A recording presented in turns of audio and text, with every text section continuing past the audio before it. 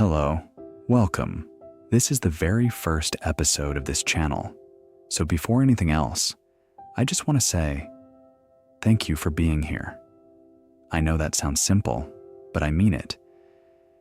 You found your way to this somehow, out of everything else you could be doing with your night. And now, here we are. You, wherever you are, settling in for the evening. Me, about to tell you a story. And tonight's story goes back further than almost anything else you've ever heard.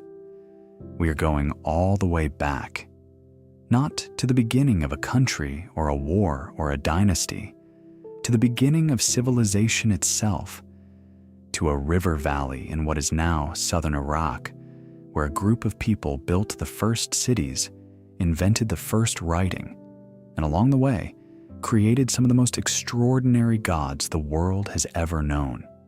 They called them the Anunnaki. Let's begin.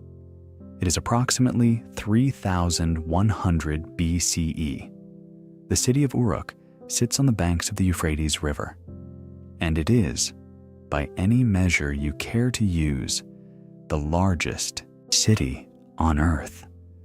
Somewhere between 40,000 and 80,000 people live inside its 6 miles of defensive walls. There are streets, there are shops, there are granaries and workshops and homes made of sun-baked mud brick, packed together so tightly that in the narrow lanes between them you can reach out both arms and touch the walls on either side. And rising above all of it, visible from miles away across the flat alluvial plain, is the ziggurat, a stepped tower of enormous proportions, its mud brick surface gleaming white in the Mesopotamian sun, its summit crowned with a small temple where only the priests are permitted to enter. The ziggurat dedicated to An, the sky god, the father of all the gods, the god from whom everything descends. The air smells of river silt and baking bread and animal dung drying in the heat to be used as fuel. In the temple district, priests in linen garments carry offerings of roasted lamb and freshly pressed sesame oil through corridors that have been scrubbed clean that morning with water drawn from the canal. Near the base of the ziggurat, in a small room with a narrow window that lets in a slant of afternoon light, a scribe sits cross-legged on a reed mat. He picks up a sharpened reed stylus, dips it in nothing. There's no ink. This is not that kind of writing. And presses it into a damp clay tablet, making small wedge-shaped marks. He is writing. And what he is writing is a record of offerings made to the gods, not poetry, not philosophy, not a creation myth or an epic saga, accounting.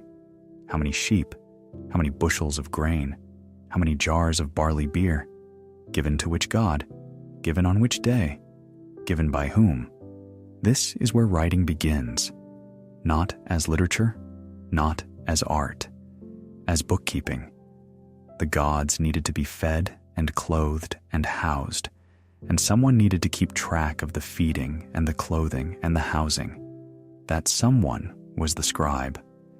And the technology he was using, form, the wedge-shaped script pressed into wet clay, would endure for 3,000 years.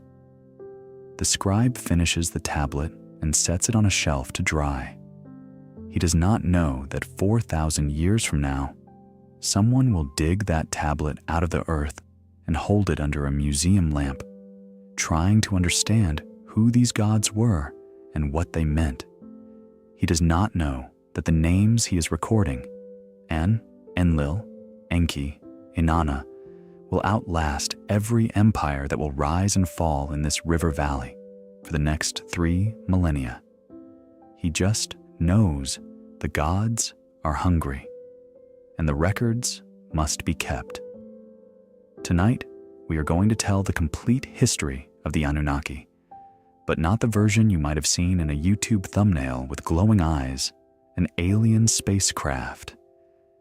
Not the version that begins and ends with the word Nibiru, and not the quick summary that reduces 4,000 years of mythology to a paragraph and a conspiracy theory. I mean the real version. The version that starts in the mud and the river, water, and the grain stores of the earliest cities on Earth. The version where these gods were not visitors from another planet, but something far more interesting, the product of a civilization trying, for the very first time in recorded history, to explain why the world works the way it does, why rivers flood, why harvests fail, why some people have power and others do not, why we are born and why we die, and what, if anything, happens after. The Anunnaki are the answers that the first literate humans gave to the oldest questions there are. And their story is one of the most extraordinary chapters in the history of human thought. Now, before we go any further, this is the very first episode of this channel, and I want to be honest with you about something. I need subscribers. I do. That is how this works, and I'm not going to pretend otherwise. I know that asking you to subscribe feels a little bit like someone you just met, asking you to commit to a long-term relationship after the first handshake. It's forward. I get it.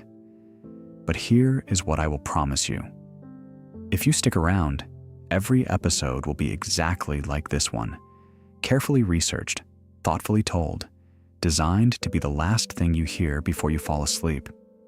So if you would, take a moment and hit that subscribe button. And if you're already lying in bed, which, let's be honest, you almost certainly are, just tell yourself you'll do it in the morning. I trust you.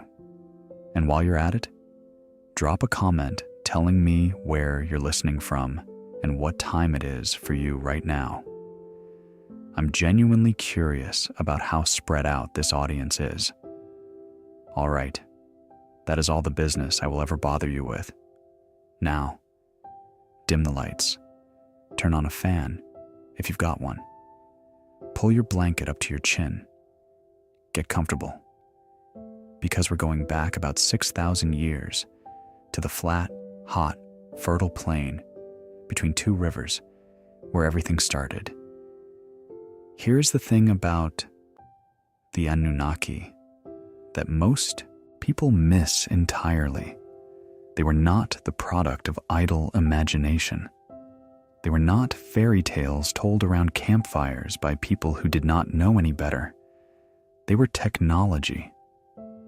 Think about that for a second. When we talk about the great inventions of ancient Sumer, writing, the wheel, irrigation, the number system based on 60 that still governs your clock and your calendar, we tend to list them as practical achievements. And they were. But the gods belonged on that list too, because the gods were a tool. They were the mechanism by which an entire civilization organized itself, distributed resources, justified authority, and made sense of a natural world that could be extraordinarily cruel and unpredictable. The Tigris and the Euphrates rivers flooded unpredictably. One year the harvest was abundant and the granaries overflowed. The next year, salt water seeped into the fields and nothing grew, and children went hungry. Disease came without warning. Infants died before they could walk. And the people who lived through this, people who had no microscopes, no meteorology, no germ theory, no satellite imagery, still needed a framework for understanding why these things happened. Not because they were foolish or credulous, because they were human. Because the alternative to having an explanation is having chaos, and chaos, experienced daily and without relief, is unbearable. So they built an explanation. They built a system of gods who governed every element of the natural world and every dimension of human life. Gods of the sky and the earth and the fresh water and the sea. Gods of grain and gods of storms and gods who sat in judgment of the dead.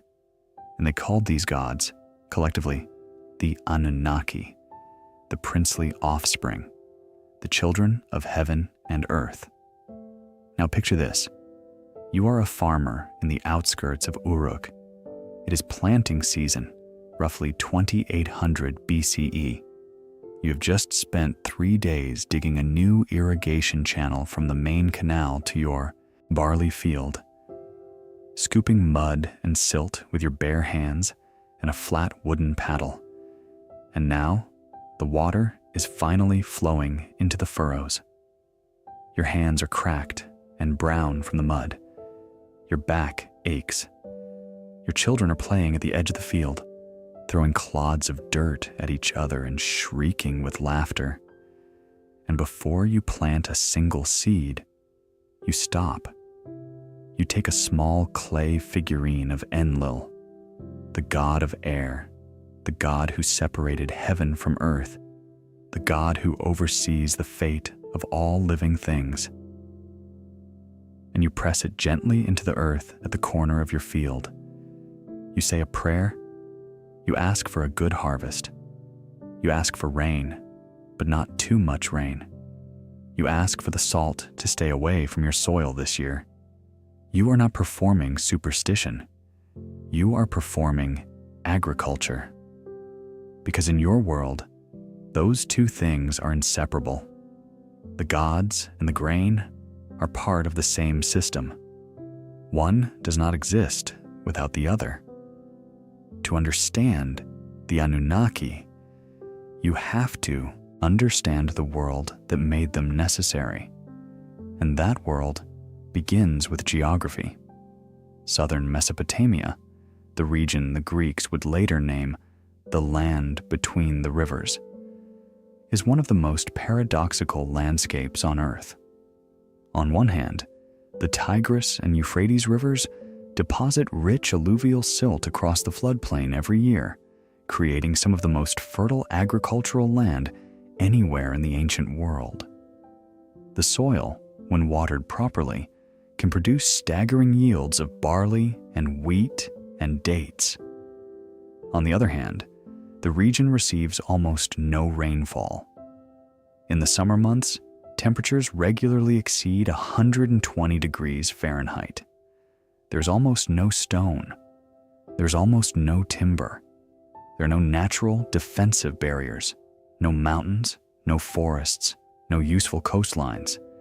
Just flat, hot, exposed land stretching to the horizon in every direction, shimmering in the heat. It is, in other words, a place that should be uninhabitable. A place where, by all reasonable logic, nobody should have built anything at all, let alone the first civilization in recorded human history. And yet, they did. And the reason is irrigation. Sometime around the 6th millennium BCE, roughly 6000 BCE, small groups of people began settling along the lower courses of the Tigris and Euphrates and digging ditches to direct river water onto their fields. This was not a sudden invention. It was a slow, incremental, often devastating process. Generation after generation, each one extending the canal network a little further, learning a little more about how water moves through flat terrain, figuring out by trial and catastrophic error how to grow barley and wheat and emmer in a landscape that seemed determined to kill them. The scholar Samuel Noah Kramer, one of the towering figures of 20th century Assyriology, described this process as perhaps the most consequential experiment in human history. Because what irrigation did what it made possible for the first time in any human community was surplus. For the first time, a group of people could grow more food than they needed to eat today. And surplus changed everything. Think of it this way. If every single person in your community has to spend every waking hour growing, catching, or gathering their own food, no one has time to do anything else. No one has time to build anything taller than a hut. No one has time to sit down and carve symbols into clay. No one has time to think carefully about where the dead go or why the sky changes color at dusk. But the moment you produce more grain than you can eat, you can feed people who are not farmers. You can feed builders who stack mud bricks into walls. You can feed potters and metal workers and weavers who make the things the community needs. You can feed priests who tend the gods. And you can feed scribes who sit in quiet rooms and press reeds into tablets. And once you have scribes, you have writing. And once you have writing, you have history, you have law, you have literature, you have mathematics, you have the possibility of accumulating knowledge across generations rather than starting from scratch every time an elder dies. That is what happened in southern Mesopotamia. Between approximately 4,500 and 3,500 BCE, small agricultural villages began to grow into something that had never existed before. Eridu, often considered the oldest city in the world, emerged first. A modest settlement at the edge of the southern marshes where fresh water and salt water met. Then Uruk, which would become the first true metropolis. Then Ur, gleaming on the banks of the Euphrates. Then Nippur, the spiritual center. Then Lagash, Kish, Umma, Adab, each one a city-state, independent and self-governing, bound to its neighbors by language and religion and trade, but sovereign in its own affairs. And each one organized around a single central institution, the temple complex, where the patron god of the city was believed to literally reside. Here is the critical detail, and it is one that modern minds often struggle with. These were not symbolic residences. The Sumerians did not believe their gods were abstract forces or metaphorical concepts living in some ethereal heaven. They believed the gods were real, physical, present beings who lived inside the temples. The cult statues, the carved figures of the gods, made of wood or stone or precious metal, were not representations of the gods. They were the gods. Or more precisely, they were the physical bodies through which the gods inhabited the earthly world. The priests dressed these statues in real clothing, fine linen, sometimes imported wool. They placed real food before them, roasted meats, flatbread, dates, barley beer. They washed them with water drawn from the sacred wells. They anointed them with oil. They carried them on wooden barges along the canals during religious festivals, so the gods could survey their domain and receive the adulation of their people. If you had asked a Sumerian priest whether the god Enlil was real, he would not have understood the question. Of course, Enlil was real. He lived right there, in the temple, on the ziggurat, in the city of Nippur. You could go and see him. You could bring him an offering of barley and oil and ask for his favor. The question was not whether the gods existed. The question was whether they were pleased. The ziggurats themselves were architectural statements of this belief. They were not pyramids. They had no internal chambers, no burial vaults. They were stepped towers, built of millions of sun-baked mud bricks with a shell of fired brick on the exterior, with a small shrine at the very top, accessible only to the highest-ranking priests. The ziggurat at Uruk, dedicated to the sky god An, was completed by the late 4th millennium BCE, centuries before the Great Pyramid of Giza was even conceived. Its white temple, perched on the summit, would have been visible from every point in the city and for miles across the surrounding plain, a pale finger pointing at the sky. Imagine standing at the base of it. You are a young farmer, maybe 17 years old, visiting the city for the first time for a harvest festival. You have walked 2 days from your village along the canal paths. The largest structure you have ever seen in your life is your village's communal granary, which is roughly the size of a modest garden shed. And now you are looking up at this, a man-made mountain, pale and enormous against the cloudless blue sky, and somewhere at the top of it, you have been told since you were old enough to understand the words, "Lives a god, not used to live, not symbolically dwells, lives, right now, up there." That does something to you, something deep. It does something to the way you understand your place in a world, your smallness, the vastness of things beyond your control. You're small. The gods are vast. The priests who tend them hold the keys to everything that matters. The harvest, the weather, the fate of your family, the disposition of your soul after death. And the system that connects all of these things, the system of divine authority and earthly obedience, of offerings made and blessings received, is the structure that holds your civilization together. The Sumerians did not have a word for religion as a category separate from the rest of life. There was no boundary between the sacred and the secular. The gods were woven into everything: agriculture, law, medicine, commerce, warfare, death. The temple was the economic center of the city. The priests managed the granaries and the trade goods.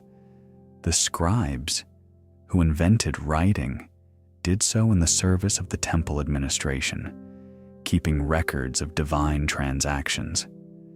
Everything flowed through the gods. Consider the scale of what they built. The city of Uruk, at its peak, around 2800 BCE, was home to perhaps 80,000 people. That is not a village. That is not a town. That is a metropolis, larger than most European cities would be for another 4,000 years. And all of it, the walls, the streets, the workshops, the granaries, the canals, the ziggurat itself, was built from mud brick. No stone, no timber, except for what was imported at enormous cost from the mountains to the north. Just earth and water and straw, mixed together and shaped by hand and left to bake in the sun. Every brick in every building, in every Sumerian city, was made by human hands. Millions upon millions of bricks. And the people who made them, and stacked them, and mortared them together, did so in the belief that they were building for the gods. The ziggurat was not a civic project. It was a divine mandate. The gods needed a home, and you built it for them, because that is what humans were for. That idea that human beings exist to serve the gods was not a fringe belief or a philosophical proposition debated by intellectuals. It was the operating assumption of the entire civilization, as fundamental and as unquestioned as the rotation of the earth is to us. You were born, you served the gods, you died. That was the shape of a life, and the gods, collectively, were the Anunnaki. The word Anunnaki appears for the first time in texts from the post-Akkadian period, roughly the late 3rd millennium BCE, though the individual gods who composed the group were worshipped long before they received a collective name. The term likely translates to something like princely offspring or those of royal seed, a reference to their descent from An, the supreme sky god, and Kai, the earth goddess. The scholar Samuel Noah Kramer identified Ki with the Sumerian mother goddess Ninhursag, suggesting they were originally the same figure. Their union produced the gods, and those gods produced the world as the Sumerians understood it. At the top of the hierarchy sat An himself. An was the sky, not the god of the sky. He was the sky. In the Sumerian writing system, the cuneiform sign for An was a simple 8-pointed star shape, and it served double duty as the determinative sign placed before the name of any deity. To write the name of any divine being in cuneiform, you first wrote the star of An. He was the prefix to all divinity. His temple at Uruk, the Inanna, House of Heaven, was one of the most important religious sites in all of Mesopotamia, and archaeological excavations there have revealed layer upon layer of monumental architecture dating back to the 4th millennium BCE. But An was distant, remote, like a chairman of the board who approves the annual budget but rarely attends the weekly meetings. He was the ultimate authority, the source from which all divine power flowed. But he was not the God who ran things day to day. That responsibility, the operational management of the cosmos, if you want to think of it in those terms, belonged to his eldest son, Enlil, the god of air, the god who, in the mythological tradition, had separated heaven from earth at the very dawn of time. Before Enlil was born, the Sumerians believed heaven and earth were joined, a single undifferentiated mass. Then Enlil arrived and he split them apart. His father An carried the sky upward. Enlil carried the earth downward. And between them, in the space that Enlil had opened, the world came into being. Enlil's temple, the Ekur, mountain house, sat in the city of Nippur, in the geographic center of the Sumerian world, and Nippur functioned as a kind of spiritual capital. No Sumerian king was considered truly legitimate until he had received the blessing of Enlil at Nippur. You could conquer every city in Mesopotamia, build the largest army the region had ever seen, accumulate more wealth than any ruler before you. But without the approval of Enlil, your kingship was spiritually hollow. Enlil was the executive branch. He assigned the fates. He controlled the storms that could nourish or destroy the crops. He was fierce and powerful and deeply respected. And he was also, in several important myths, quite capable of cruelty. In one Sumerian poem, Enlil rapes the young goddess Ninlil as she bathes in a canal. He is banished to the underworld for this act. Even the gods, it seems, could face consequences. But Ninlil follows him, and in the underworld, their union produces several children, including the moon god Nanna. It is a disturbing story by any standard. The Sumerians did not clean it up. They wrote it down and preserved it. Then there was Enki, brilliant, cunning, endlessly creative Enki, the god of fresh water, wisdom, magic, and craftsmanship. Enki's domain was the Abzu, the primordial freshwater ocean that the Sumerians believed existed beneath the surface of the earth, feeding the rivers and the springs and the marshes. His city was Eridu, the oldest of all the Sumerian cities, perched at the very edge of the marshlands in the far south of the alluvial plain, where the fresh water of the rivers met the salt water of the sea. If Enlil was the executive, Enki was the engineer. In myth after myth, across centuries of storytelling, it is Enki who solves the problem. When the gods need someone to organize the world, to assign the rivers their courses, to give the animals their habitats, to establish the boundaries between nations, it is Enki who does it. When the gods decide to destroy humanity with a great flood, it is Enki who defies the decree and secretly warns a single righteous man to build a boat and fill it with the seed of every living thing. When humanity needs to be created in the first place, when the gods grow tired of performing their own labor and decide they need servants, it is Enki who shapes the first human from a mixture of clay and the blood of a slaughtered god, and breathes the spark of life into it. There is something deeply appealing about Enki. He is the trickster god, the god who breaks the rules when the rules are unjust or merely inconvenient. He gets drunk at divine feasts and gives away sacred powers, the divine decrees that govern civilization, that he did not mean to part with. He schemes and outsmarts and improvises. He talks his way out of trouble and into more trouble. In a pantheon of stern, imposing, sometimes frightening figures, Enki is the one who feels almost human, almost warm. He is the god you would want to have dinner with. And then there was Inanna, goddess of love, goddess of war, goddess of the morning and evening star, what we now know as the planet Venus, which appears in the sky at dusk and again at dawn, the brightest object in the heavens after the sun and moon. Inanna was worshipped at Uruk, and she was, in many ways, the most compelling deity in the entire Sumerian pantheon. She was ferocious and sexual and ambitious and unpredictable.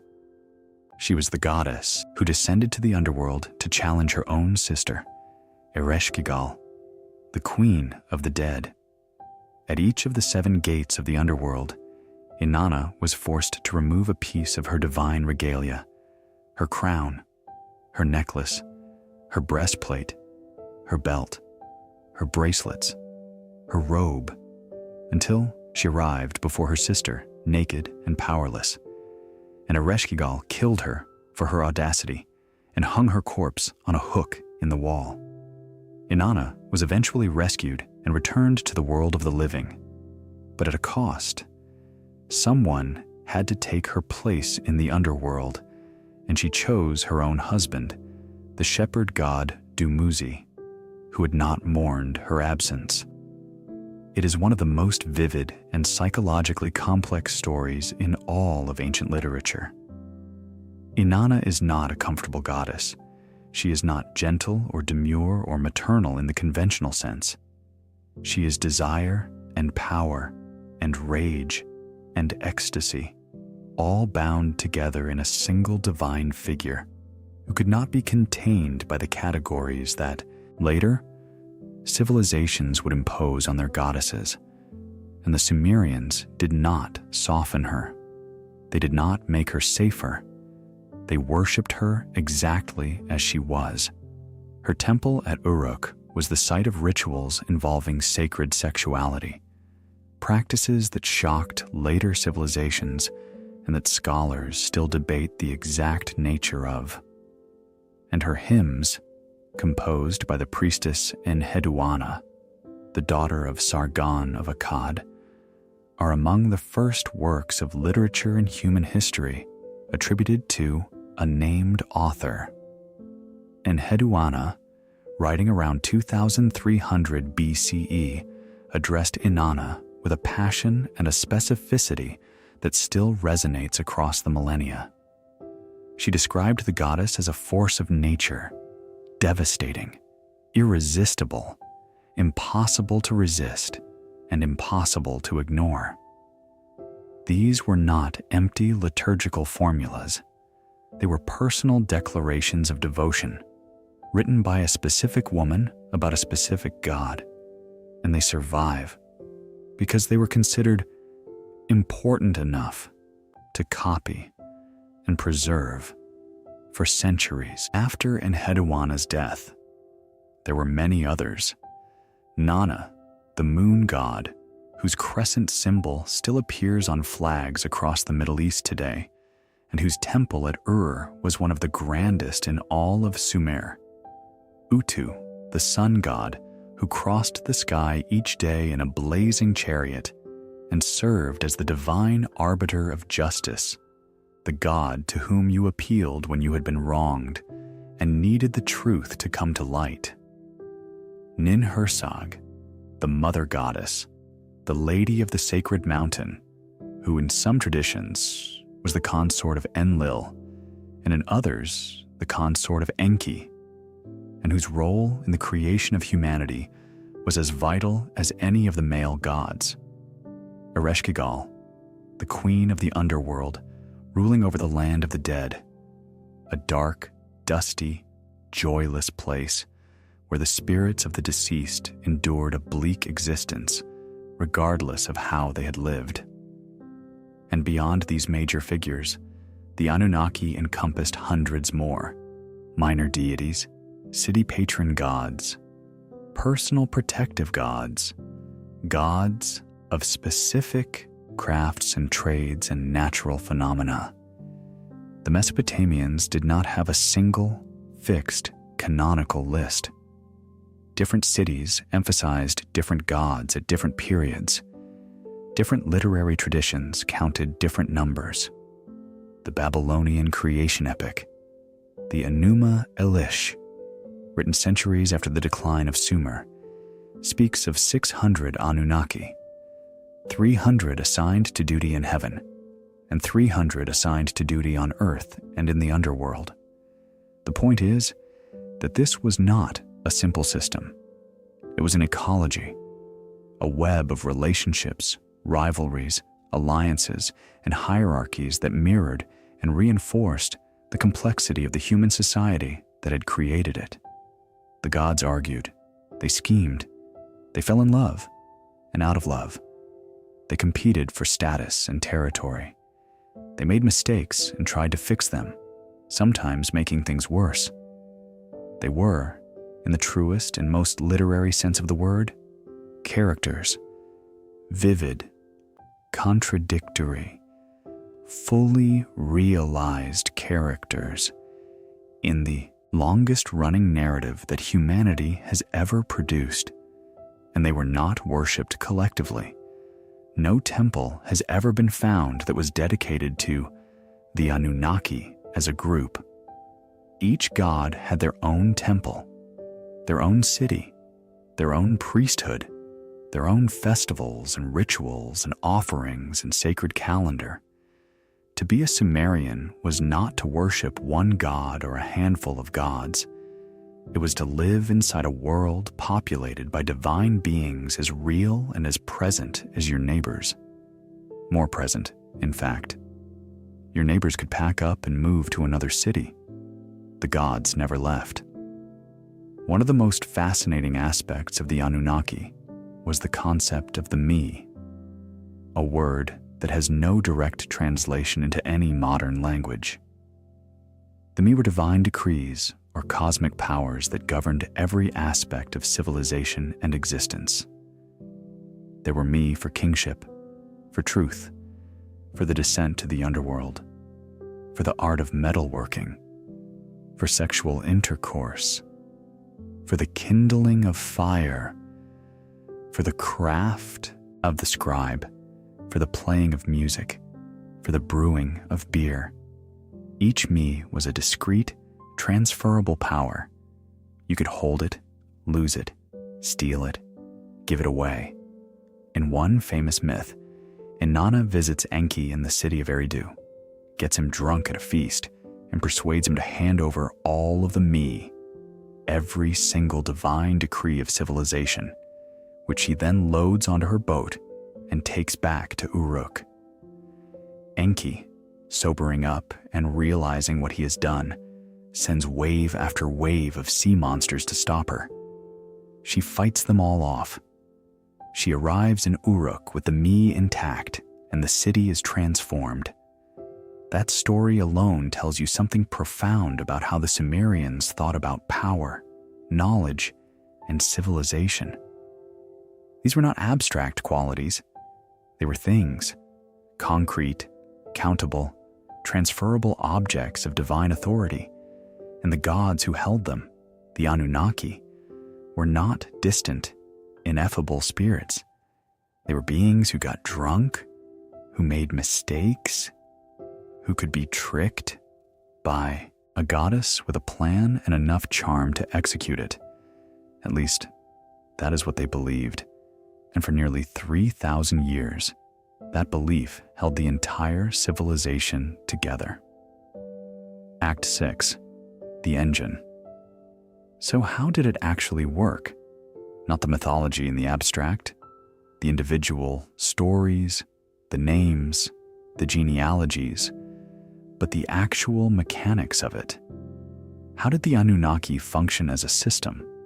How did belief in these gods shape the daily reality of millions of people across thousands of years and hundreds of miles of river valley? The answer has several layers, and each one operated on a different part of the human experience.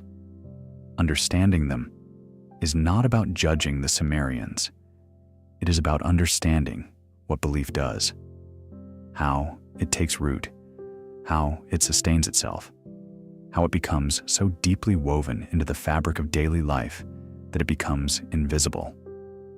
The first mechanism was agricultural dependency. This is the most fundamental one and the easiest to overlook because it is so basic. In Mesopotamia, survival depended on the harvest, and the harvest depended on the rivers. The Tigris and Euphrates did not flood predictably, the way the Nile did in Egypt, arriving reliably each summer and depositing a fresh layer of fertile silt. The Mesopotamian floods were erratic. Some years the rivers came too early, before the planting was done. Some years they came too late, after the seedlings had already withered in the ground. Some years they came with such sudden violence that they washed away everything: fields, canals, houses, livestock. And some years they barely came at all, and the fields dried out and cracked in the sun. Think about what that uncertainty does to a person, psychologically, over time. Not for a week or a month, but for a lifetime. Imagine that your entire family's survival, your children's survival, depends on something you cannot control, cannot predict, and cannot understand. The river will flood, or it will not. The rain will come, or it will not. The salt that creeps through the soil will spare your field this year, or it will not. You are at the mercy of forces that are vastly larger than you, and you have no scientific framework whatsoever to explain how they operate. In that situation, the gods are not a luxury. They are a necessity, because the gods give you something you desperately need, something to do. You can make offerings. You can perform rituals. You can maintain the temple.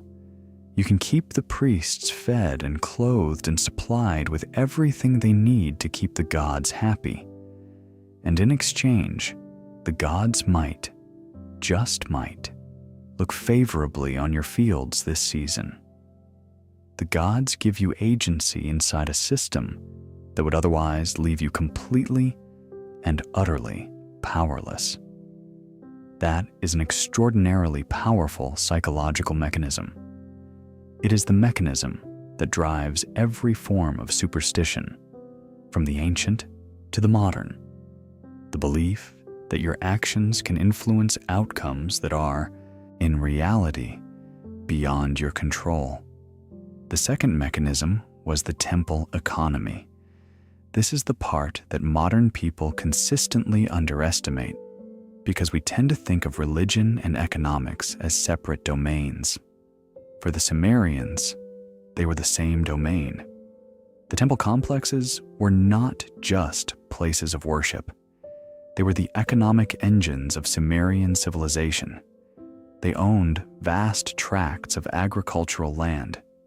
In some cities, the temple owned more land than any other institution or individual.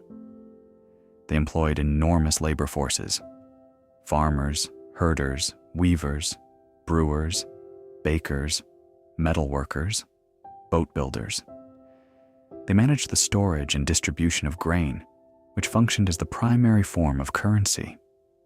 They controlled major trade routes. In many Sumerian cities, the temple was simultaneously the largest employer, the largest landowner, the central bank, and the government. This meant that the relationship between a Sumerian citizen and the gods was not purely spiritual. It was economic, deeply, inescapably economic. You worked temple land. You received rations measured out of temple stores. So many quarts of barley, so much wool, so much oil, distributed monthly and recorded on clay tablets by temple scribes. Your livelihood was tied to the institution of the temple, and the temple's authority derived from the gods who lived inside it. To question the gods was therefore not merely a theological act. It was an economic act, like questioning the legitimacy of the corporation that signs your paycheck. Possible in theory, dangerous in practice, potentially ruinous. The third mechanism was physical, and this is the one that rarely gets discussed, the one that scholars tend to skip over because it seems too simple, but it matters enormously. Mesopotamian life was physically brutal. The labor required to build and maintain the irrigation canals, to dig them, to clear them of silt after every flood, to repair them when they collapsed, to extend them into new fields was backbreaking. The heat was extreme. Disease was rampant. Infant mortality was high. Life expectancy was short. Most people lived with chronic pain, chronic fatigue, chronic anxiety about whether there would be enough food for the coming season. And when your body is exhausted, and your world is physically hard, and your sleep is short, and your children are hungry, the cognitive resources you have available for independent critical thought are severely limited. This is not a judgment. It is a well-documented feature of how human cognition operates under sustained physical and psychological stress. When you are sleep-deprived, when you are physically worn out, when your baseline anxiety about survival is elevated to the point where it never fully subsides, your brain defaults to the most available, most socially reinforced framework for understanding the world. You do not sit down in the shade of a palm tree and carefully evaluate the epistemological foundations of your belief system. You do not ask yourself whether the gods are real, or whether the temple economy is fair, or whether there might be a physical explanation for the salt in your fields. You do what everyone around you is doing. You follow the established pattern. You bring the offering to the temple gate. You say the prayer. You trust the priest. Because it is easier than the alternative, and because the alternative, staring into the void of uncertainty without any framework or community or comfort at all, is terrifying. Not just intellectually terrifying, physically terrifying. The kind of terror that keeps you awake at night, that gnaws at the edges of your awareness, that makes the world feel fragile and hostile and unsafe. The gods, whatever else they were, kept that terror at bay. They put a floor under the universe. They made the chaos livable. The fourth mechanism was social reinforcement. Total, all-encompassing social reinforcement. Every single person you knew, without exception, believed in the same gods. Every institution you interacted with was organized around those gods. The legal system invoked them. The king derived his authority from them. The calendar was structured around their festivals.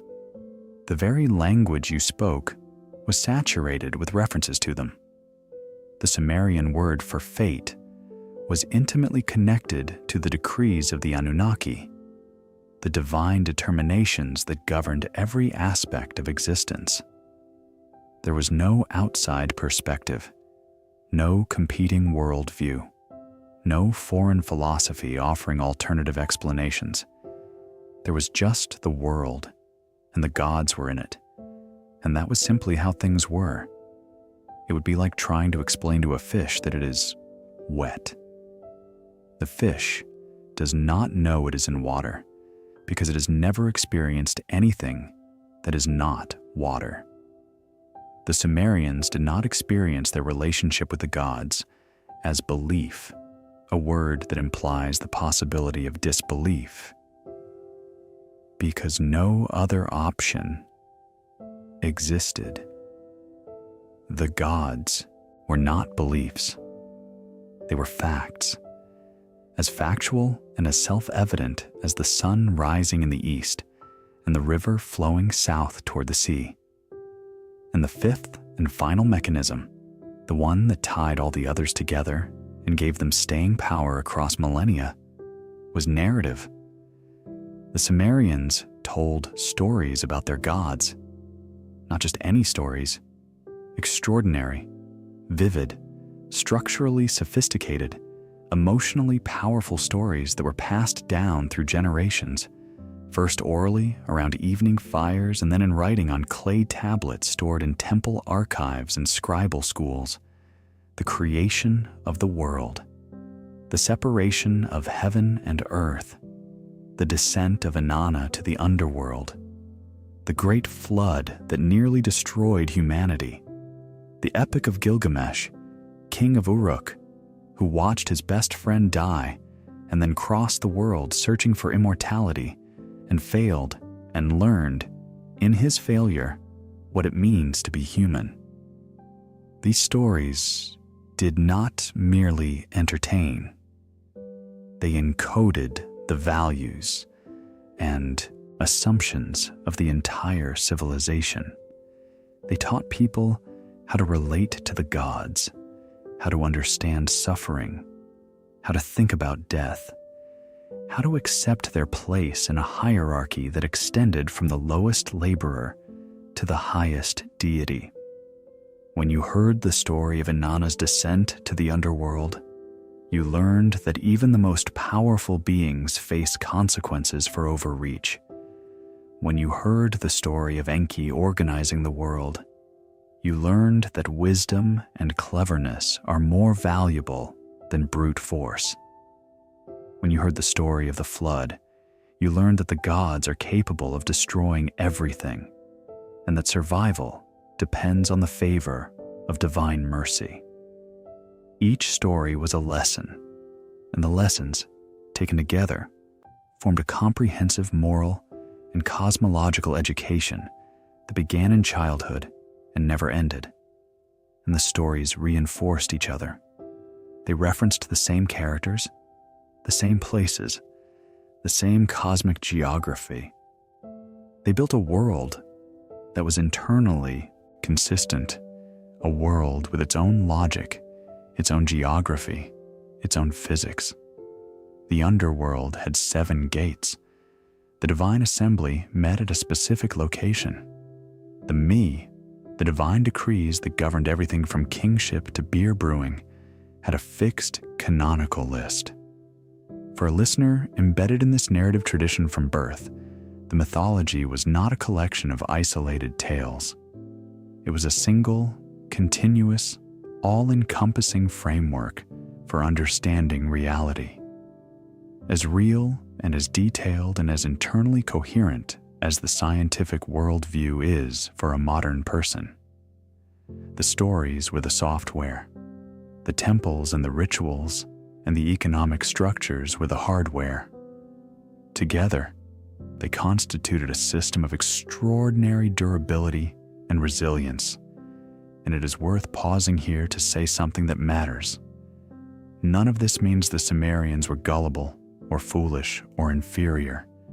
The mechanisms described above, agricultural dependency, institutional economics, physical exhaustion, social reinforcement, and narrative, operate on every human being in every society, in every era of history, including this one. We all live inside systems of belief and assumption that we did not choose, that were built before we arrived, that shape our perceptions so thoroughly that we cannot see them as constructions. The Sumerians were not different from you. They were the first people to face the fundamental human problem: how to make sense of a world that does not explain itself. And they came up with an answer that worked for 3,000 years. That is not a failure of intelligence. That is a monument to it. By the middle of the 3rd millennium BCE, let's say roughly 2500 BCE, the Anunnaki were at the height of their power and influence. The Sumerian city-states stretched across southern Mesopotamia, from Eridu in the far south to Kish in the north, and each one was organized around its patron god, its ziggurat, its temple complex, its priesthood, its sacred calendar. The gods were not fading. They were consolidating, growing more elaborate, more detailed, more deeply embedded in every aspect of daily life. At the moon god Inanna presided over one of the wealthiest cities in the ancient world. When the British archaeologist Leonard Woolley excavated the royal cemetery of in the 1920s and 1930s, he found tombs of staggering, almost unbelievable opulence. Gold helmets beaten into the shapes of elaborate hairstyles, jewelry made of gold and lapis lazuli and carnelian, lyres decorated with golden bullheads, cosmetic sets, gaming boards, and the remains of dozens of attendants who had apparently been sacrificed to accompany their rulers into the afterlife. These were not the graves of a simple farming society that believed in some rudimentary sky spirits. These were the graves of a civilization that had accumulated extraordinary wealth and expressed its deepest convictions through its relationship with the divine. Picture a funeral procession in roughly 2450 BCE. A woman of great importance, queen or high priestess, the records are ambiguous, has died. Her body has been laid in a stone-lined burial chamber beneath the earth, surrounded by her personal possessions: gold earrings shaped like crescent moons, a headdress of gold leaves and lapis lazuli beads that must have taken months to craft, a golden drinking cup. Around her, arranged in orderly rows as if following a rehearsed choreography, are the bodies of her attendants.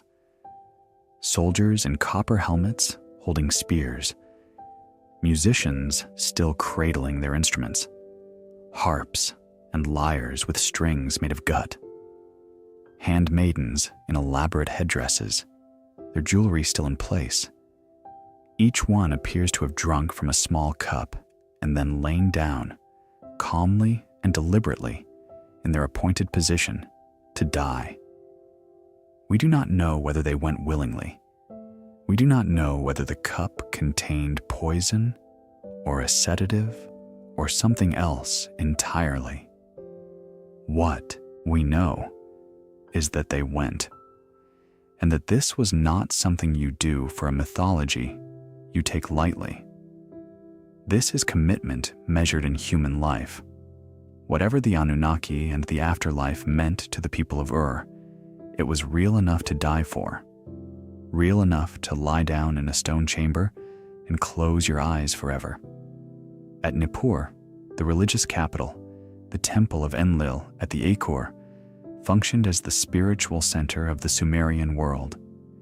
Kings from every city-state made pilgrimages to Nippur to receive divine legitimacy for their rule.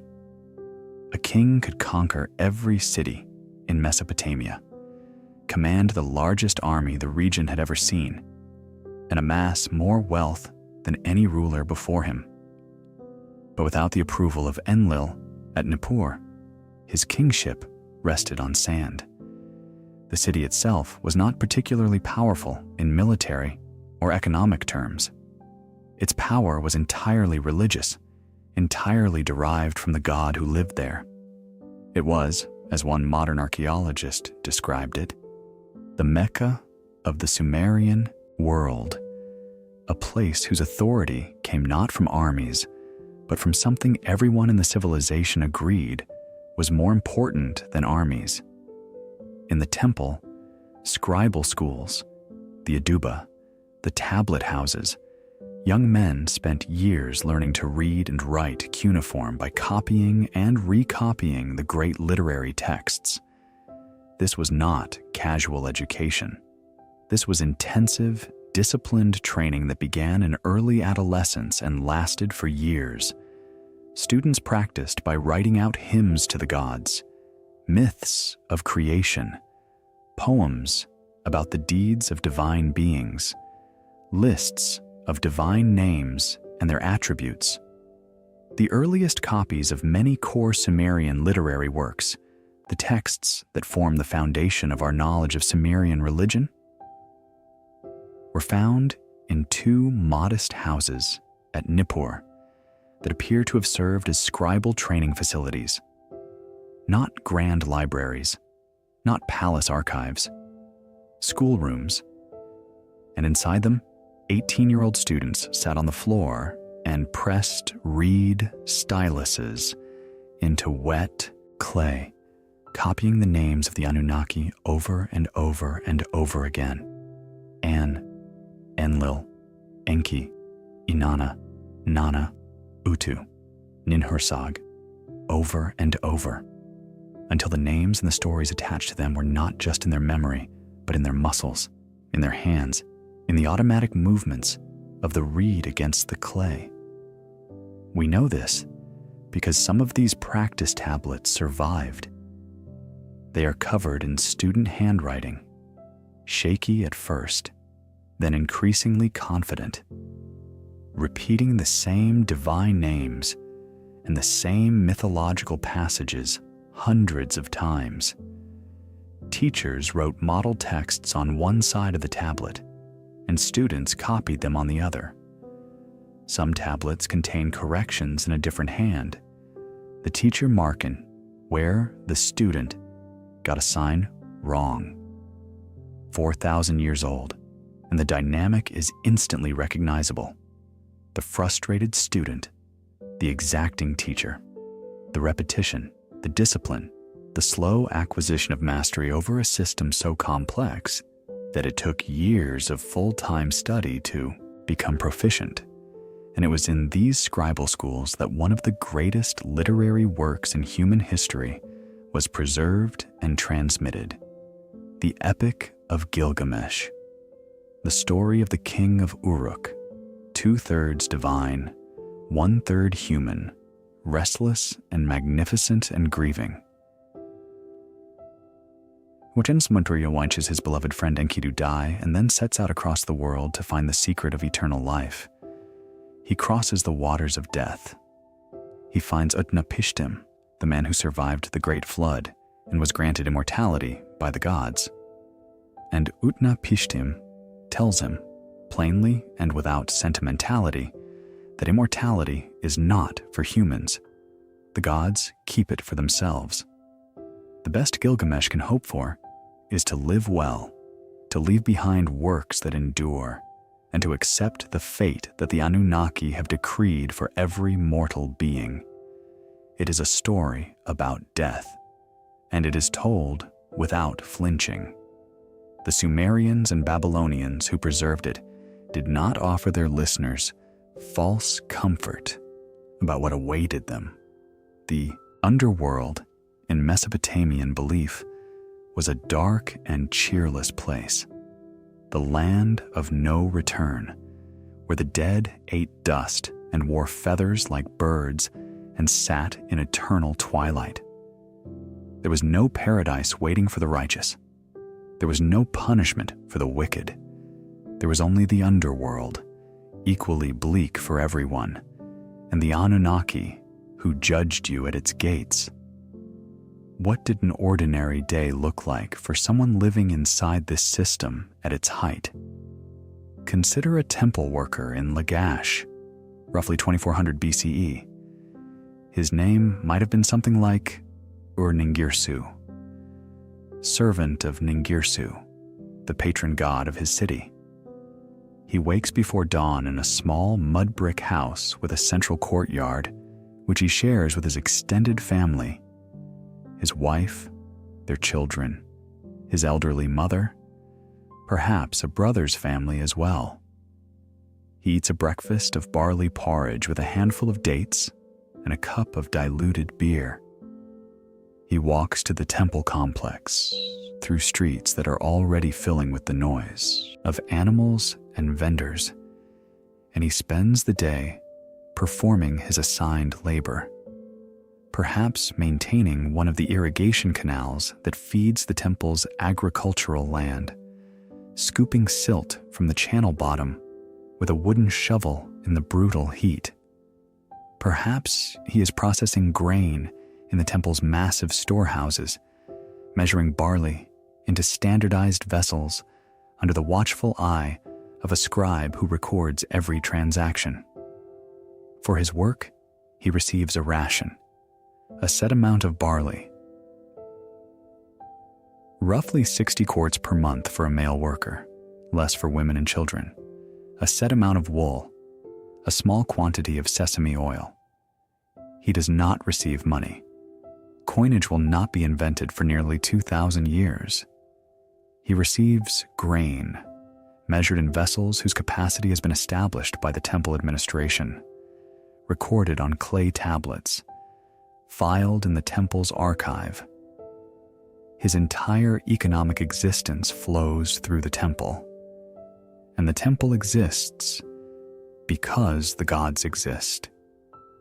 And the gods exist because, well, because they have always existed, because the stories say so, because every person Ur-Ningirsu has ever known in his life believes so, because the ziggurat is right there, enormous and undeniable against the sky, and the god lives inside it. During the great festivals, and there were many, scattered throughout the calendar year, each dedicated to a specific god and a specific aspect of the cosmic order, the gods were carried out of their temples on boats, full-sized barges, elaborately decorated with gold leaf and precious stones, kept in special storage rooms within the temple complex for this precise purpose. The gods also had chariots used for overland processions when the destination was not accessible by water.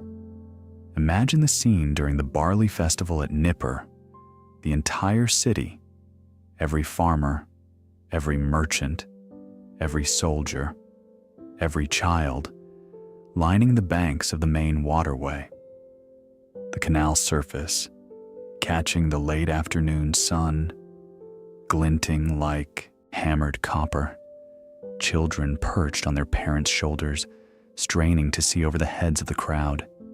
The sound of drums, deep, rhythmic, insistent, beginning in the temple precinct and carrying across the water.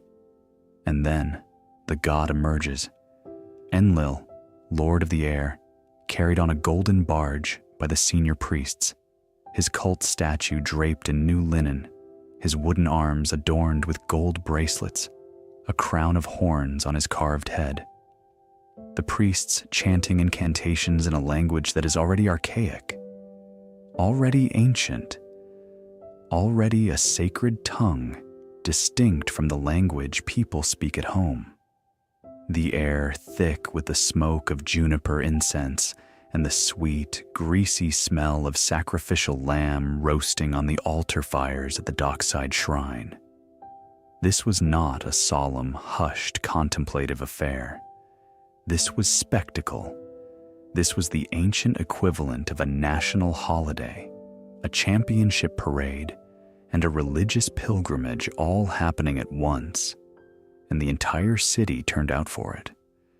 And then, on a day that was not a festival, when the harvest came up thin, or a child fell sick with fever, or a neighbor died young in an accident at the canal, someone would begin to wonder.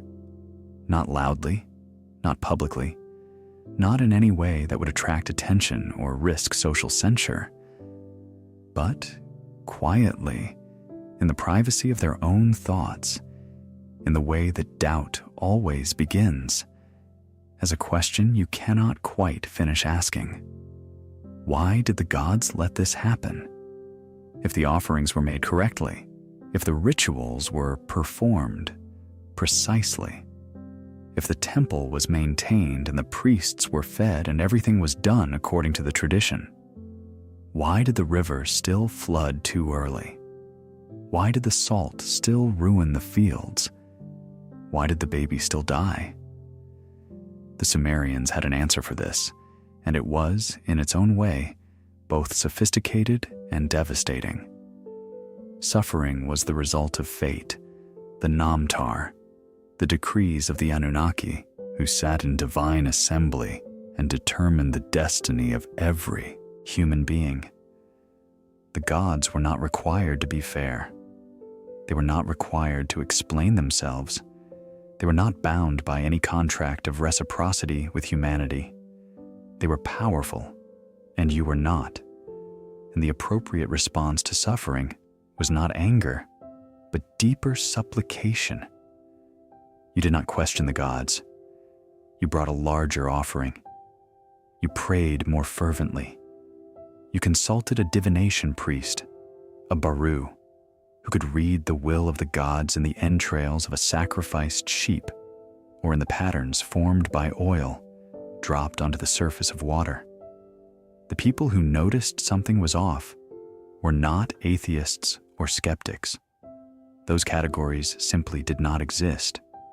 They were, occasionally, people from neighboring cultures who interacted with Sumer and observed the system from a slightly different angle. The Akkadians, the Semitic-speaking people who lived to the north and east, absorbed Sumerian culture wholesale when they conquered the region under Sargon of Akkad around 2334 BCE, establishing the first true empire in human history. They kept the gods but gave many of them new names. An became Anu, Enki became Ea, Inanna became Ishtar. Enlil stayed Enlil. He was too powerful, too fundamental to rename. The system was not challenged. It was translated, adapted, carried forward under new management. And that, perhaps, is the most remarkable thing about the Anunnaki at their peak. No one conquered them, not even the conquerors. Every empire that swept through Mesopotamia in the millennia that followed, the Akkadians, the Gutians, the third dynasty of Ur, the Babylonians, the Assyrians, adopted the gods rather than replacing them. The names shifted. The hierarchy was rearranged to reflect new political realities. Marduk, the patron god of Babylon, was eventually elevated above Enlil in the Babylonian period. But the underlying structure, the divine assembly of the Anunnaki, the temple economy, the belief that the gods were real and present and needed to be fed and clothed and housed and pleased, endured for millennia. Think about what that means. The Roman gods lasted, at most, 1,000 years as an active religious force. The Greek gods, roughly the same. The Norse gods, a few centuries. The Anunnaki, in one form or another, were worshipped continuously for at least 3,000 years, from the earliest evidence of their cult in the 4th millennium BCE to the last cuneiform religious texts of the 1st millennium BCE. That is not a religion. That is a geological era of belief. And throughout that era, the gods adapted. When Sumer fell, the gods became Akkadian. When Akkad fell, the gods became Babylonian. When Babylon was eclipsed, the gods became Assyrian. Each transition involved loss. Some names were forgotten, some minor deities faded from the records, some stories were altered to serve new political masters. But the core persisted. Enlil was still there. Enki was still there, under a new name. The idea of a divine assembly decreeing the fates of humanity was still there. The temple economy was still there. The ziggurats were still being built, maintained, and rebuilt. The Anunnaki were not fragile. They were the bedrock of the civilization. And bedrock, by its nature, is the last thing to move. But bedrock can crack. And the cracks, when they finally came not from above, but from below. The first pressure was environmental, and it was the most devastating because it was invisible. By the late 3rd millennium BCE, the intensive irrigation that had made Sumerian civilization possible in the first place was beginning to destroy it. The mechanism was simple and implacable. When you irrigate in a hot, flat landscape with a high water table, the water you pour onto the fields evaporates quickly in the fierce heat, but the dissolved minerals in that water, primarily salt, do not evaporate. They stay in the soil. Year after year, decade after decade, century after century, the salt accumulates. The soil becomes saline.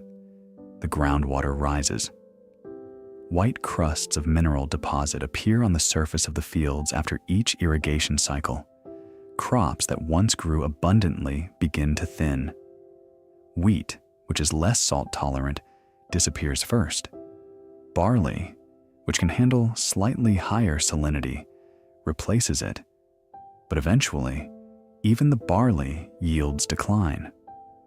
Archaeological analysis of Sumerian agricultural records, those millions of clay tablets that the scribes so diligently produced, shows this happening in agonizing real time. Around 3,500 BCE, wheat and barley were grown in roughly equal proportions across southern Mesopotamia. By 2500 BCE, wheat had dropped to about 15% of the total crop. By 1700 BCE, wheat cultivation had essentially ceased in southern Mesopotamia. The yields of barley were declining too. The land was dying. Slowly, invisibly, one harvest at a time, the very soil that had made civilization possible was turning to salt. And here is the part that matters most for the story of the Anunnaki. The Sumerians knew something was wrong. They could see the yields declining in their own records. They were, remember, meticulous record keepers. They could taste the salt in the water.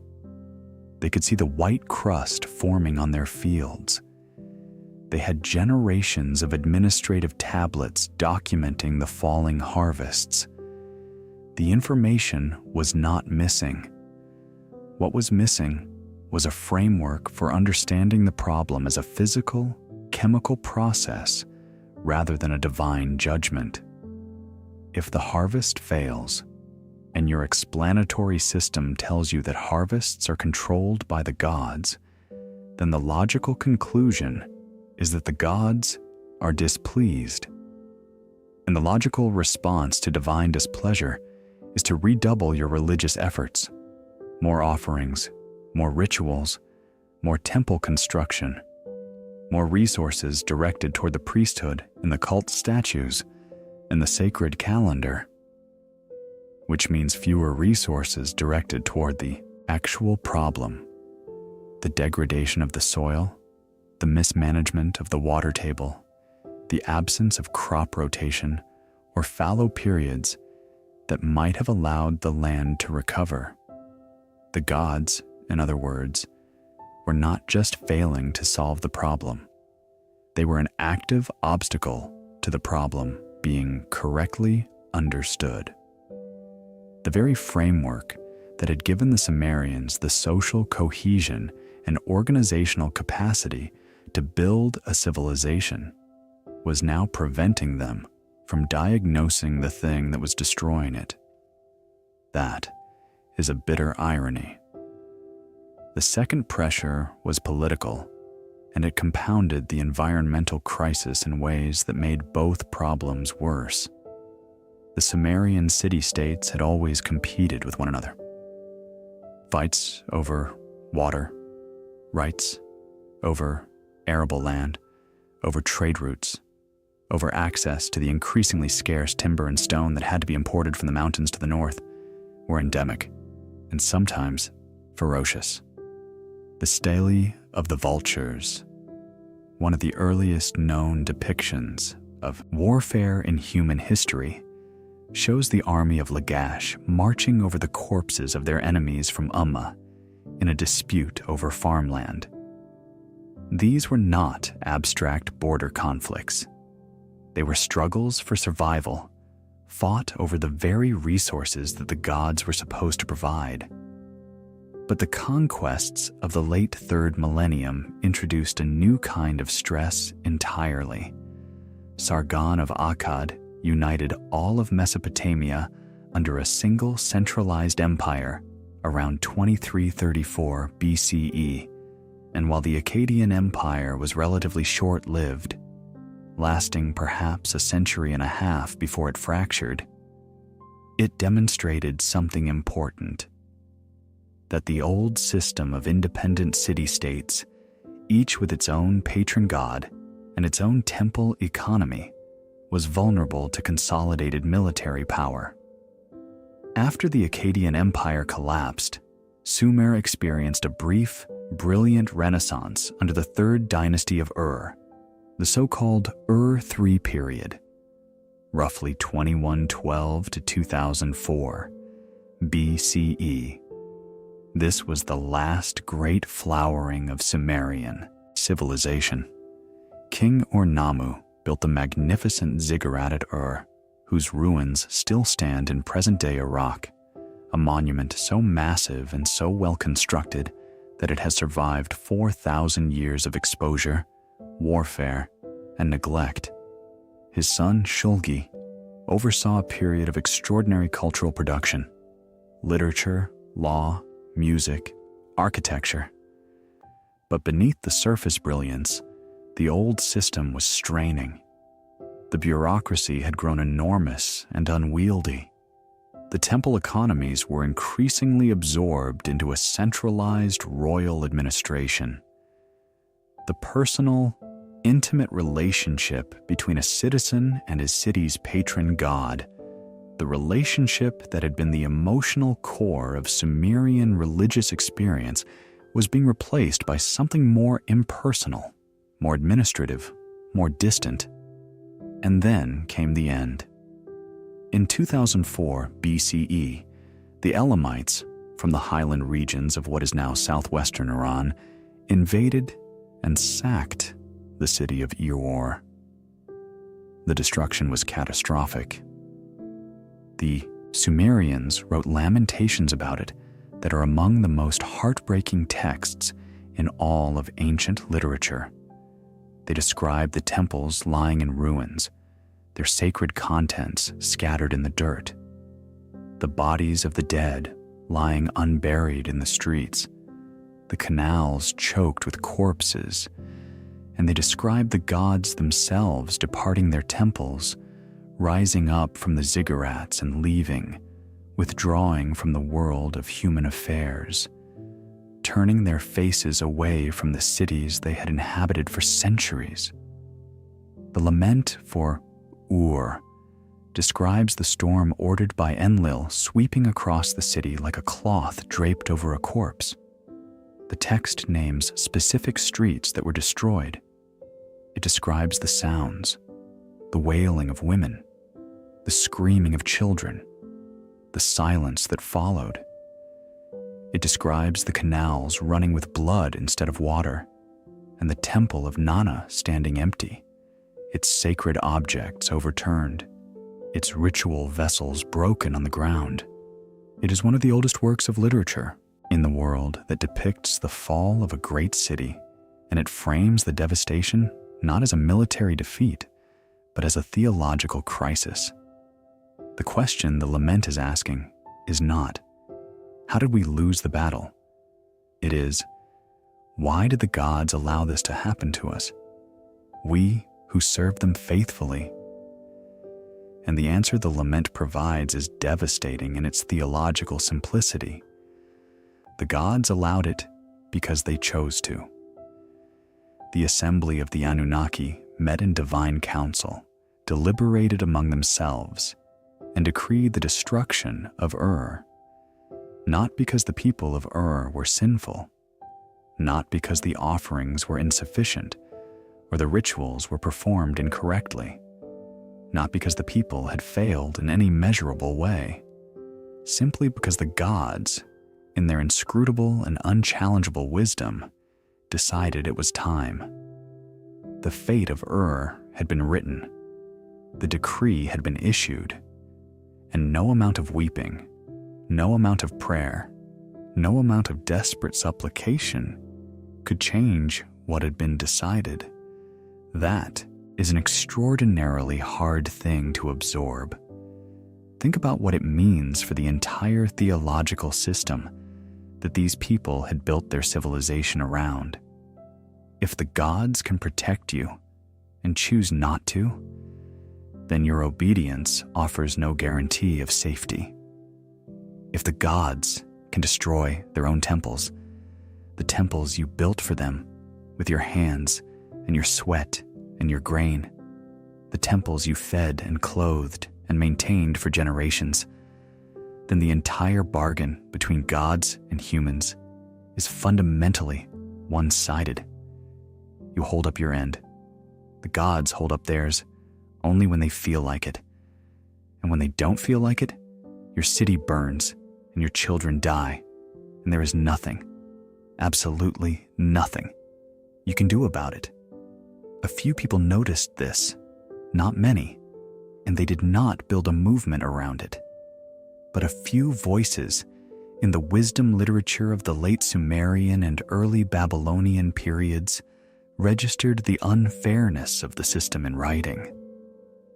The Sumerian poem, sometimes called A Man and His God, occasionally described by scholars as the earliest predecessor to the biblical book of Job, tells the story of a righteous man who suffers terribly, despite having done nothing wrong. He has been pious. He has made the required offerings. He has followed every rule. And still he suffers, and he cannot understand why. He cries out to his personal God for an explanation. And the explanation he receives is, in essence, that the gods do not owe you an explanation. Suffering is woven into the human condition. The appropriate response is not to demand justice, but to endure with patience and continue to pray. The poet who wrote this text did not reject the gods. He did not call for revolution. He simply wrote down the unfairness of the arrangement on a clay tablet in cuneiform script and set the tablet aside. It is one of the most quietly devastating documents in human history. A man in terrible pain asking why and receiving an answer that amounts to silence. But the system held. The cities were rebuilt, eventually under new rulers. The temples were restored. The offerings resumed. New empires arose, the Babylonians, the Kassites, the Assyrians, and they carried the Anunnaki forward with them, adapting and revising, but never entirely abandoning. The old gods were too deeply embedded in the fabric of civilization to be surgically removed. Pulling them out would have meant pulling out the foundations of the economy, the legal system, the social hierarchy, the calendar, the language, the entire conceptual architecture of how the world was understood. So the cracks were noted. They were acknowledged in the quiet, careful language of wisdom literature, texts that never challenged the existence of the gods, but dared to question the fairness of the system those gods presided over. There is another text from this period, sometimes called the Dialogue of Pessimism, in which a master and his servant discuss one course of action after another, going to the palace, eating dinner, going hunting, doing charity, and for each one, the servant provides convincing arguments both for and against until the entire enterprise of purposeful action seems absurd. The master finally asks, "Then what is good?" And the servant replies that the only certainty is death. The text is sometimes read as satire, sometimes as genuine philosophical despair. Either way, it represents a mind looking at the system from a distance, for the first time, and finding it wanting. But these voices were rare, and they were individual. They did not coalesce into a movement or a counter-theology. There was no Sumerian Reformation, no protest nailed to the temple door. The system was too all-encompassing, too deeply woven into every institution and relationship to be challenged from within. A fish cannot rebel against water. So the cracks were plastered over with fresh offerings and renewed devotion and the construction of yet another ziggurat. And life continued. The gods endured. The system held. Until, gradually, imperceptibly, the civilization that had built it slipped away.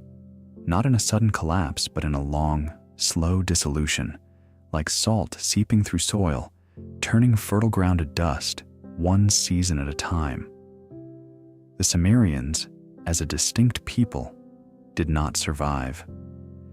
By roughly 2000 BCE, the Sumerian language had ceased to be spoken as a native tongue, replaced by Akkadian and its descendant dialects in everyday conversation. The Amorites, Semitic-speaking semi-nomadic peoples who had been drifting into Mesopotamia from the western deserts for generations, had infiltrated, intermarried with, and eventually absorbed the Sumerian population. The city of Babylon, founded under Amorite rule, rose to become the dominant power in Mesopotamia. And the man who cemented Babylonian supremacy, Hammurabi, who ruled from approximately 1792 to 1750 BCE, and produced the famous law code that bears his name, did so while worshiping gods that were Sumerian in origin, but Babylonian in name and character. The Anunnaki did not die with Sumer, but they changed, they evolved, and the most important change was the elevation of Marduk. In the Babylonian creation epic, the Enuma Elish a poem of roughly 1,000 lines inscribed on 7 clay tablets, probably composed in the 12th century BCE during the reign of Nebuchadnezzar I.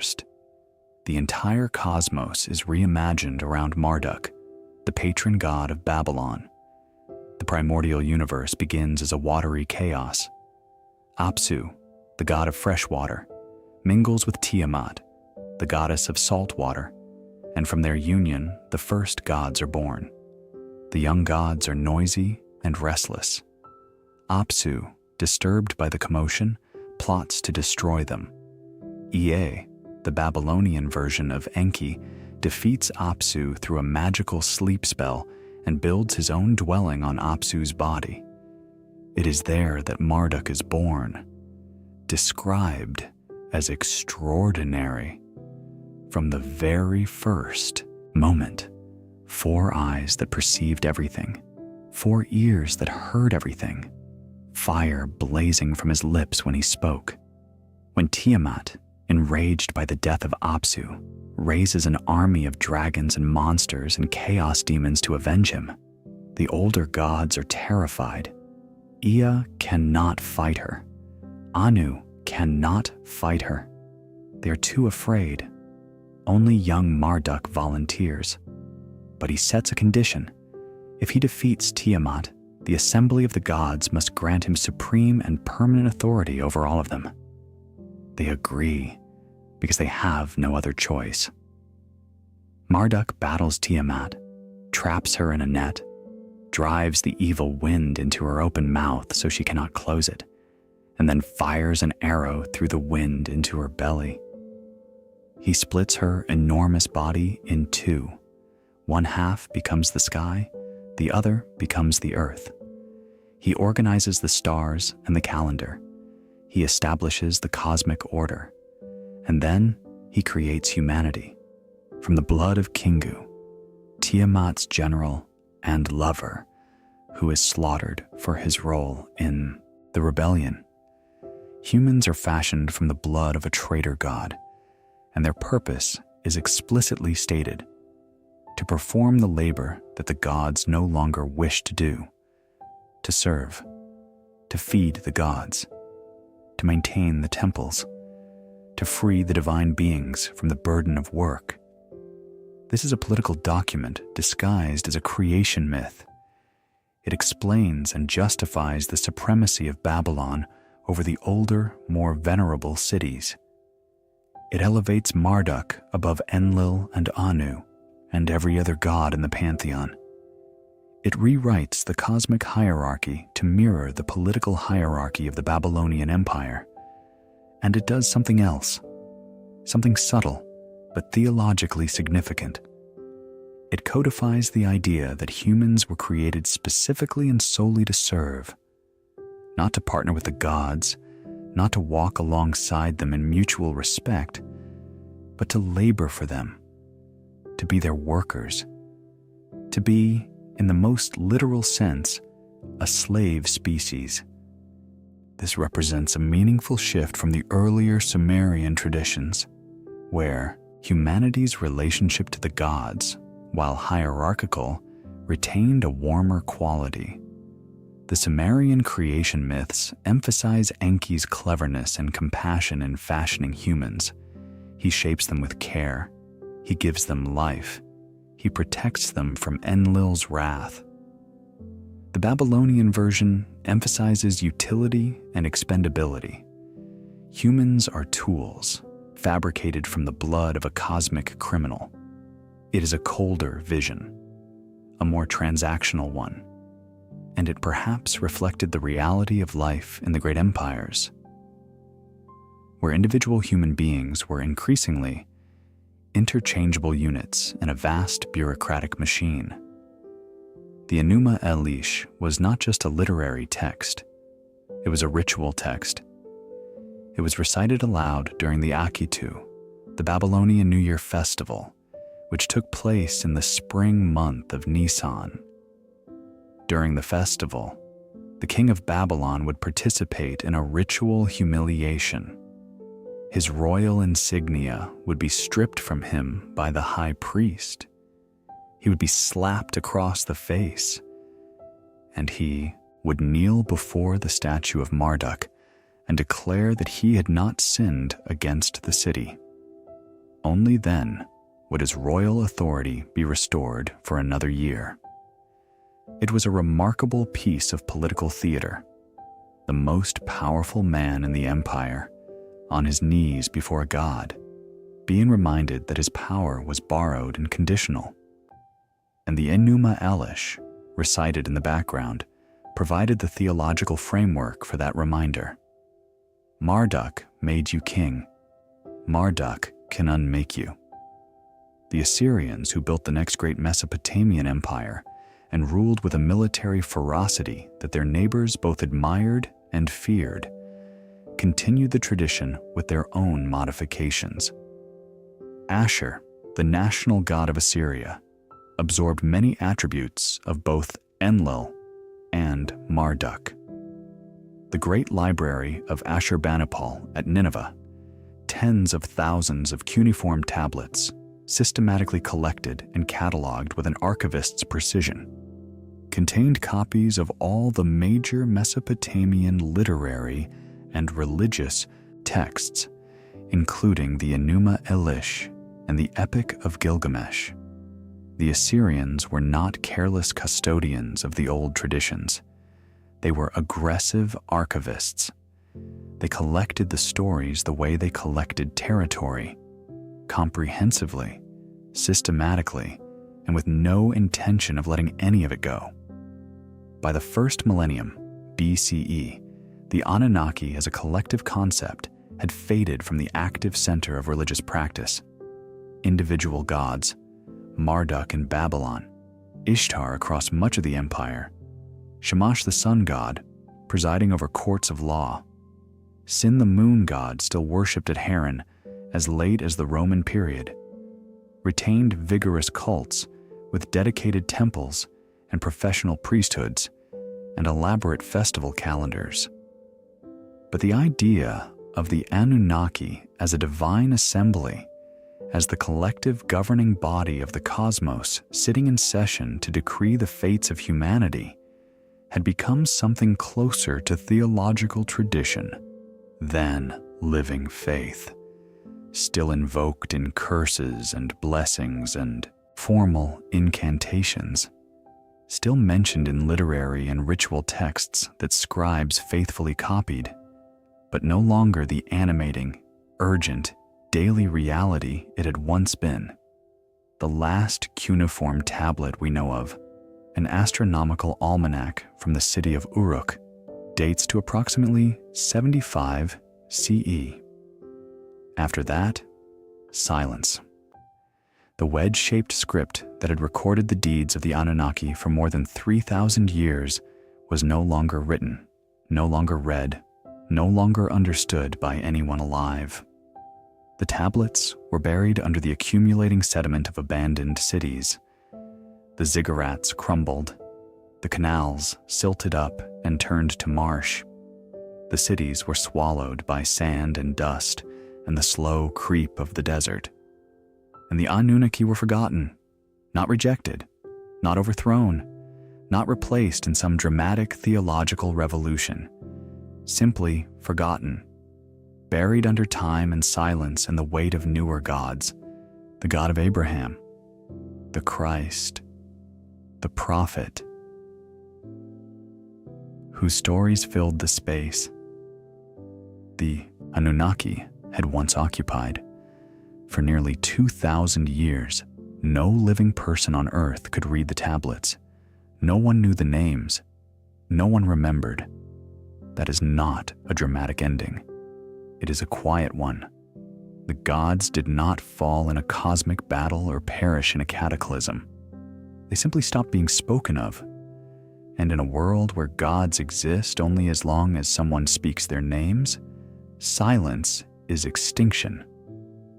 The rediscovery of the Anunnaki is one of the great intellectual adventures of the modern era, and it began, like so many such stories, almost entirely by accident. In the middle of the 19th century, European archaeologists, mostly British and French, funded by their respective governments and national museums, began excavating the enormous mounds that dotted the landscape of what was then the Ottoman Empire's Mesopotamian provinces. They were looking for the cities mentioned in the Bible: Nineveh, Babylon, Ur of the Chaldees. What they found beneath those mounds exceeded anything they had imagined. Austin Henry Layard's excavations at Nineveh in the 1840s and 1850s uncovered the palace of the Assyrian king Ashurbanipal, including a vast library of cuneiform tablets, tens of thousands of them, stacked and arranged with a librarian's systematic care. These tablets contained everything: administrative records, legal codes, medical prescriptions, astronomical observations, mathematical tables, letters between kings, and literary works of extraordinary sophistication and beauty. Among them, buried in the collection like a diamond in gravel, was the Epic of Gilgamesh. When George Smith, a self-taught Assyriologist working as a restorer at the British Museum, deciphered the flood narrative contained within the Gilgamesh tablets in 1872, the effect was seismic. Here was a flood story that predated the biblical account of Noah by centuries, possibly by more than 1,000 years. A story in which a god warns a righteous man to build a boat before a divine flood destroys humanity. The parallels were unmistakable, and the implications for the history of religion were enormous. Smith was reportedly so excited when he realized what he was reading that he began removing his clothing, a detail that has become one of the most endearing anecdotes in the history of scholarship. Subsequent excavations over the following century continued to enrich and complicate the picture. Leonard Woolley's work at Ur in the 1920s and 1930s revealed the royal tombs and their extraordinary treasures, and their disturbing evidence of mass sacrifice.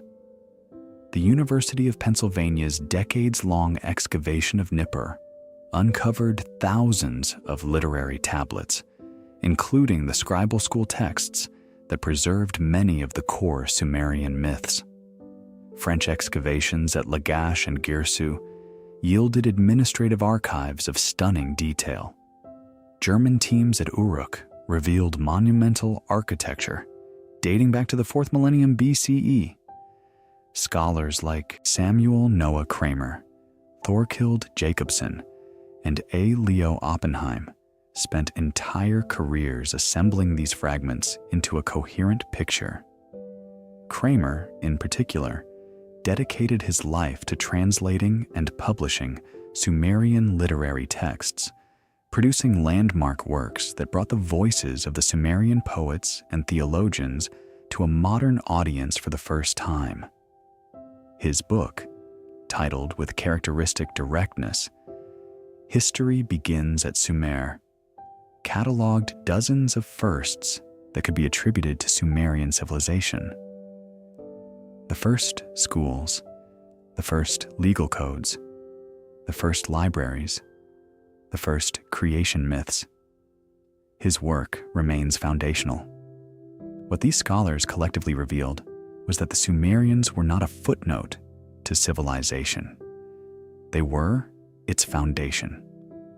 The creation myths, the flood story, the divine hierarchy, the concept of a divine assembly that governs the fate of humanity, the idea that humans were made from clay and imbued with the breath of life. All of these ideas originated in Sumer or its immediate cultural successors and flowed forward through Babylonian culture, through the broader ancient Near East, and into the religious traditions that still shape the world today. the parallels between the Enuma Elish and the opening chapter of the Book of Genesis are extensively documented. The Sumerian flood narrative is recognizably the ancestor of the story of Noah. The echoes are everywhere once you learn to hear them. This does not mean the Bible was copied from Sumer. The relationship between these traditions is far more nuanced, a long chain of cultural transmission, adaptation, reinterpretation, and theological transformation, spanning centuries and crossing multiple languages and civilizations. But it does mean that the Anunnaki, in a very real and historically demonstrable sense, are the ancestors of ideas that billions of people still hold today. And then there is Zecharia Sitchin. Born in Russia in 1920, educated at the University of London, Sitchin worked as a journalist and editor in Israel before emigrating to the United States, where he published his first book, The 12th Planet, in 1976. In it, he proposed that the Anunnaki were not mythological gods, but extraterrestrial beings from a planet called Nibiru, which he claimed orbits the sun on a long, tilted elliptical path, passing through the inner solar system every 3,600 years. According to Sitchin's interpretation, the Anunnaki came to Earth hundreds of thousands of years ago to mine gold, which they needed to repair the deteriorating atmosphere of their home planet.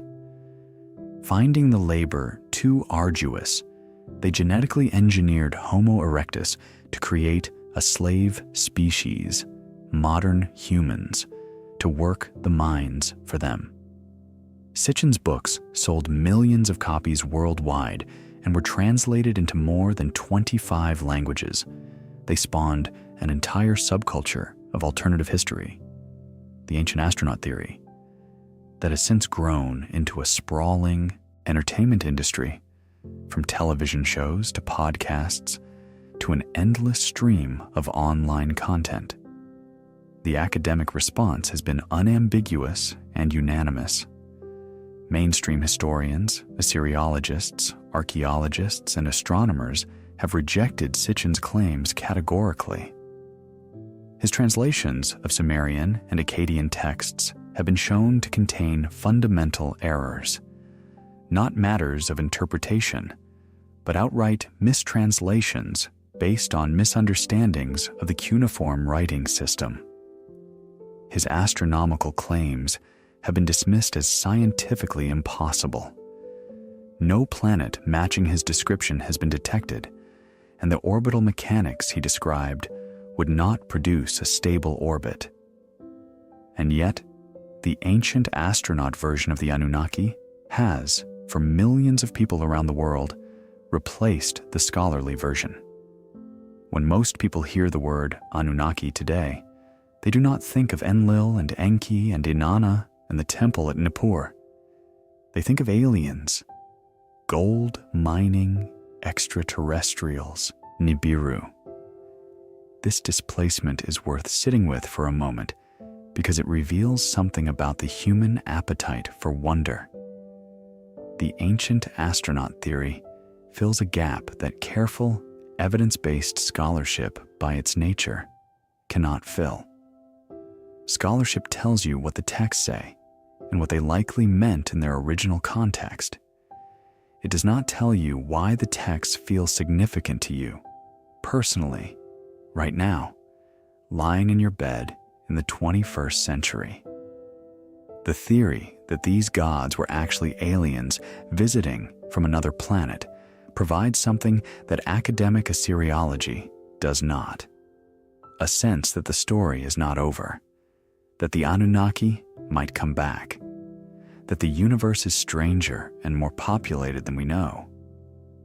That impulse, the impulse to look at something genuinely extraordinary and conclude that ordinary explanations are insufficient, is deeply, fundamentally human. It is the same impulse that created the Anunnaki in the first place, 6,000 years ago. In the mud and the heat and the uncertainty of the Tigris-Euphrates Valley, the desire to explain the unexplained, to find pattern in chaos, to believe that someone, somewhere, is in charge. What remains unresolved is the sheer volume of evidence that has never been fully examined. Of the estimated 500,000 clay tablets recovered from Mesopotamian sites, only a fraction have been translated and published. Storerooms in museums around the world, the British Museum, the University of Pennsylvania Museum, the Louvre, the Uruk Museum in Baghdad, hold drawers and boxes of tablets that have been cataloged but never read. Each one is a potential fragment of a story that has been silent for 4,000 years. Each one might deepen, or complicate, or transform the picture we have now. We do not know what we do not know, and in that honest uncertainty, the Anunnaki retain their mystery.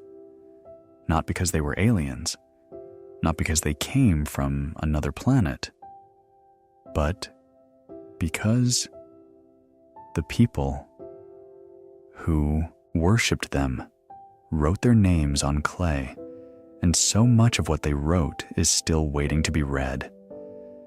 So let's go back to where we started. A scribe in Uruk, roughly 3100 BCE, sitting cross-legged on a reed mat in a small room near the base of the ziggurat. He is pressing a cut reed into a damp clay tablet, recording the number of sheep offered to the gods that month. The afternoon light comes through a narrow window and falls across his cracked, clay-stained hands. The air smells of river silt and sesame oil, and the faint, warm scent of bread baking somewhere nearby. He does not know he is making history. He does not know that the marks he is pressing into the soft clay will survive longer than the walls of his city, longer than the dynasty of his king, longer than the language he speaks, longer than the empire that will rise from this valley, and the empire after that, and the empire after that.